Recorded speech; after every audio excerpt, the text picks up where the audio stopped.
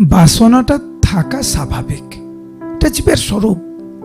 বাসনা তো থাকবেই, কিন্তু বাসনা যেন বাস্তব হয়। কিছু কিছু বাসনা কঠিন হলেও সেটা বাস্তবায়িত করা যায়, দুর্গম হলেও সেটা পার পাওয়া যায়, কখনো কখনো অজয়কেও জয় করা যায়। কিন্তু অবাস্তব বাসনা, যেমন হিরণ্যকশিপু, উনি চেয়েছিলেন অজয়ম, উনি অজয় হতে চেয়েছিলেন, অমর হতে চেয়েছিলেন। উনি চেয়েছিলেন বার্ধক্য বা ব্যাধি শূন্য হতে, উনি চেয়েছিলেন অমর হতে, এই শরীরটাকে অমর করে রাখতে চাইছিলেন।